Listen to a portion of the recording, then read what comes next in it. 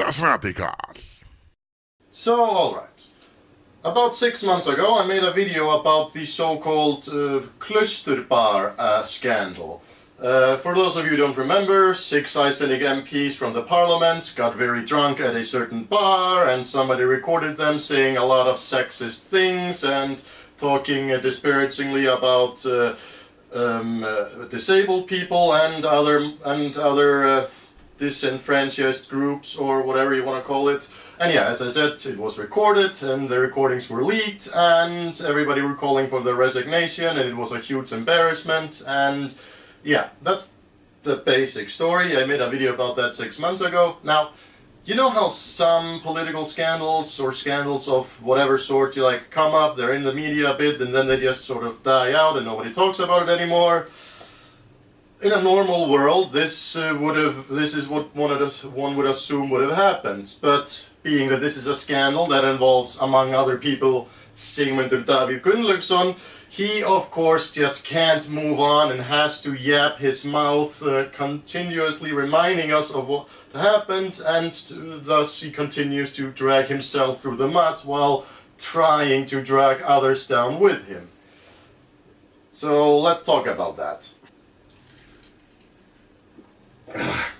So, Sigmundur, please tell me, how does it feel to be the honorable guest of my YouTube channel? How do you always find your way back into my videos, huh? This channel wasn't made specifically for you, you know, yet you keep showing up. Okay, so if you live in Iceland, all of this is old news to you, but in case you live abroad, let's do a little bit of catching up. So, basically, there were these 6 MPs who were involved with this scandal. There were 4 from the Center Party, including its chairman, Sigmundur Davíð, its vice chairman, Gunnar Bragi Sveinsson. I think I got the name right, finally. I should really just have the names in front of me while I do this video. And yeah, there were 2 members of the People's Party. However, because of this scandal, they were promptly kicked out of their party. It should be noted that they spoke very misogynistically about their party chairman, who is a woman. So yeah, they got promptly kicked out of the party, and in February they actually decided to join the Center Party instead of remaining independent MPs, and now the Center Party has become the largest party in opposition, but that is not the focus of this video, politics aside. Now, you would think that these MPs would just move on with their lives and, you know, realize their embarrassment and hopefully resign, but come on, obviously that was never gonna happen. Icelandic politicians don't resign unless they are suffering like cancer or some shit like that. You would assume that all the MPs would simply move on, you know, and try to not talk about this and basically trying to make people forget as much about this as possible. That is not what has happened. Oh no. So the person who recorded them outed herself. Yeah, her name is Bára Halldórsdóttir, and get this.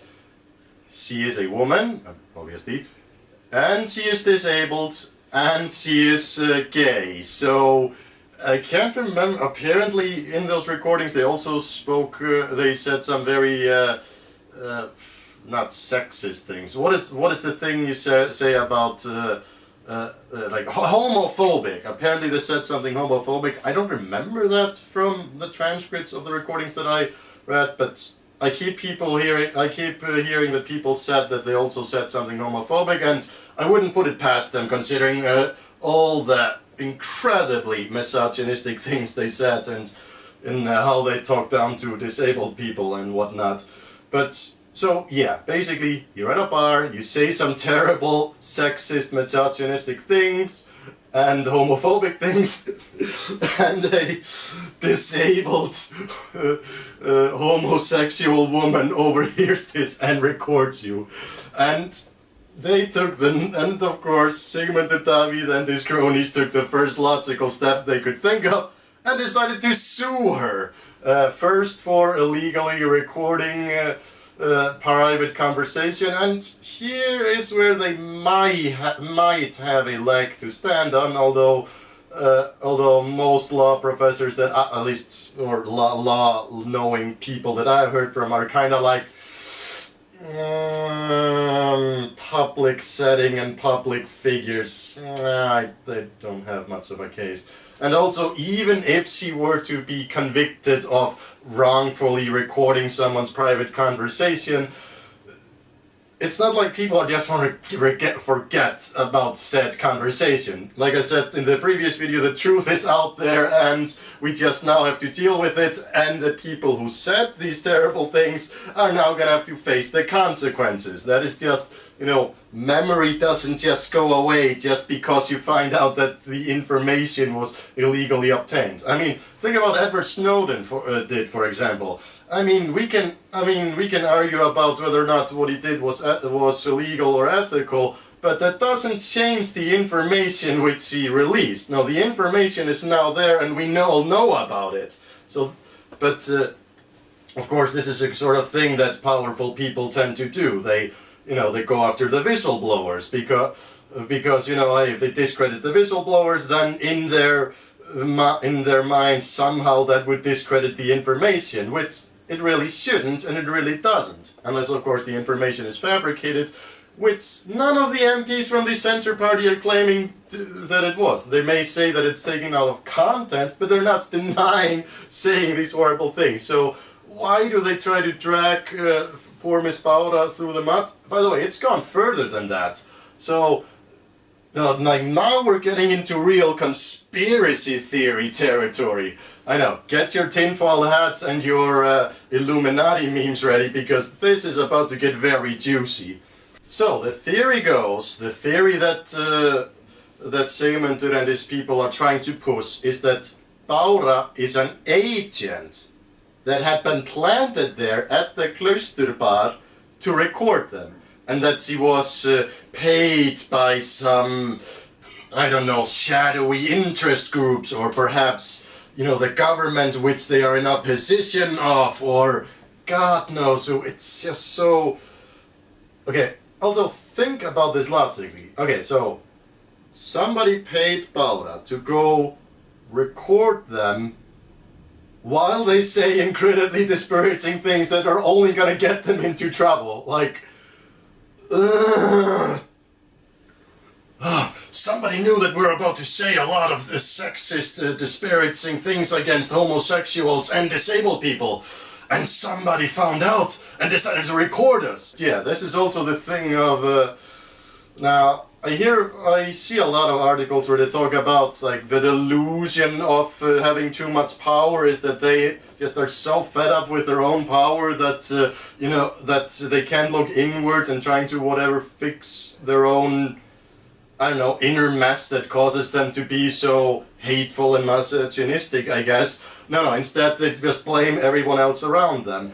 And also, this is very ineffective, because still the Centre Party is doing fine in polls. You know, they've recovered a little bit since the whole fiasco, but I mean, there was one poll that suggested that it wouldn't even get another member elected come next election, but you know, that can all go up and down, because who knows when the next election is going to be. It all depends on how well Katrin and her people keep it together. But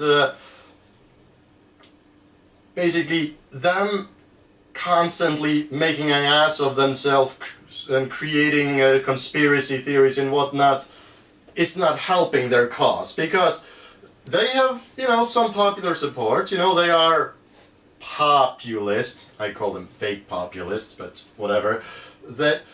But you know, and I hear their supporters, you know, comment or say things, you know, how much they trust the Centre Party, how much trust they put in Sigmundur Davíð, and he is the only one who can save Iceland. From what exactly? I'm not sure, but even their most hardcore supporters, when they hear these conspiracy theories, just go, yeah, no, whatever, no.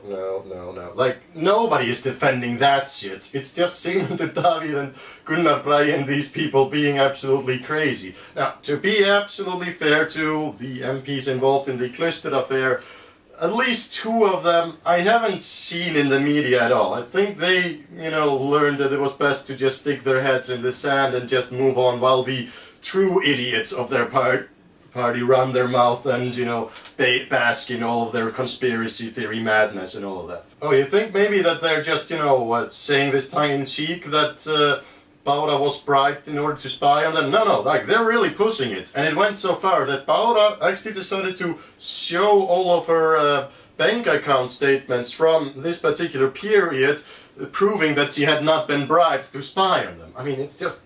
And, yeah, like, you look at her bank... by the way, she pulled nothing back. Like, seriously, she blocked out the account numbers, as any sane person would, but, like, her address and everything is still in there. It's like, I would have not, but still, I admire her bravery for doing this. I actually happened to meet Bára once briefly. I mean, she's also been a customer of mine. I work at a place where half of Iceland shops at least once a year, so I've met basically half of Iceland's just from working at this particular place.